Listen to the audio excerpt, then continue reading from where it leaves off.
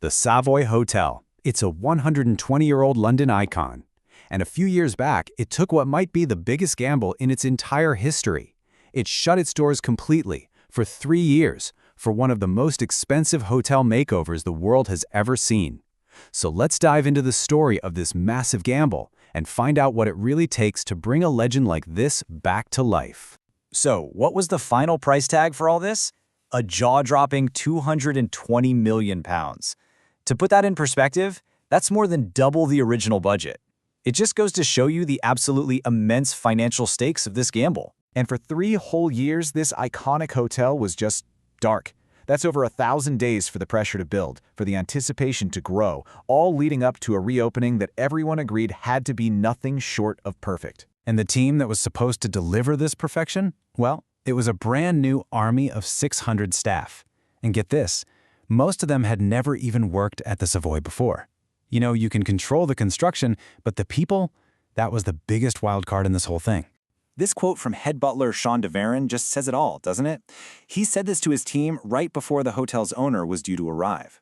This wasn't just some abstract corporate project. For every single person there, from the general manager down to the newest trainee, this was personal. Their reputations and their jobs were on the line. And that really brings us to the heart of it all, the £220 million gamble. Because, transforming the building itself was one thing, but the real challenge, the much harder thing, was to see if they could rekindle the actual spirit of the Savoy. The general manager, Kieran MacDonald, he knew exactly what was at stake. There was no grace period, no soft opening, no "we're still figuring things out" phase. The second that first guest walked through the door, the expectation was absolute, flawless perfection. And that's a tough ask for a team that had only been training on site for 6 weeks. So of course, all of this led to an absolutely frantic countdown. In those last few hours before the grand reopening, the hotel was just a whirlwind of last-minute activity. You could feel the anxiety in the air just as much as the excitement. This timeline really shows you how insane the schedule was. Think about it, 600 new staff members had a mere 6 weeks to learn their jobs from scratch. Right down to the final hours, they were still discovering huge problems like finding rooms that had no running water, all while trying to polish every last surface. The time frame was just brutal. Now, a huge part of the new Savoy was bringing back the butler service, something the hotel hadn't had in 30 years. The training covered this massive range of tasks, from the simple stuff like serving tea to really personal things like taking a guest's dog out for a walk. Their motto was basically anything for anybody as long as it's legal. And this quote just brilliantly illustrates the standards they were up against.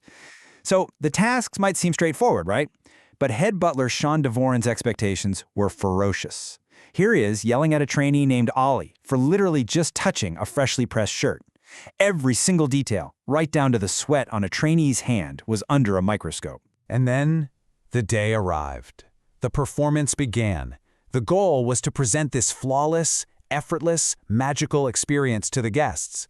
But behind the scenes, that idea of perfection was colliding head-on with cold, hard reality. Out front, though, the illusion was perfect. Guests were greeted by butlers, not some boring check-in desk. Luggage was completely banned from the front hall. It just magically disappeared and then reappeared up in their rooms. In fact, the very first guest was Stephen Fry, who was welcomed back to what he called a place of mystical, magical quality. But here's the reality behind that magic. The brand new, dedicated luggage lift broke. The fuse just blew. So, to keep up that no luggage in the hall rule, the porters had to physically haul every single bag on a 10-minute detour all the way around the building. It was a complete logistical nightmare, happening right under everyone's noses. And the problems just kept stacking up. The brand new, state-of-the-art communication system completely failed, which meant the butlers couldn't coordinate with each other. This quote from Sean just shows the tension absolutely boiling over. He was in the dark, and his legendary patience was, well, it was wearing dangerously thin. But the ultimate test? Oh, that was still to come. 3 weeks after opening, the man who paid for the whole thing was arriving to inspect his investment. The hotel's billionaire owner, Prince Al-Walid. And you have to hear about his requirements. They were just astonishingly specific. He arrives on his own private 747 jet. He demands the AC be set to exactly 17 degrees Celsius. He eats his dinner between midnight and 3 a.m. I mean, for a man who lives in a 375-room house, impressing him was not going to be easy. So the prince arrives in the middle of the night and decides right then and there he wants a full tour of the entire hotel. It caught everyone completely off guard, and the tour was going beautifully until they walked into the ballroom, which was in the middle of being cleaned. A tiny little hiccup, but a very public one, right in front of the man signing the checks. So after all the chaos of the opening, the stress of the owner's visit, and weeks of operating on a total knife edge, the big question was still hanging in the air. Had the £220 million gamble actually paid off? Was this legend truly reborn? Well, the first verdicts from the actual paying guests were sharply divided. On the one hand, you had people calling the new Savoy fabulous and saying they were very impressed. But on the other, some were deeply disappointed. One longtime guest even complained that the iconic river room now looked like a pizza joint. So, success, it seems, was very much in the eye of the beholder.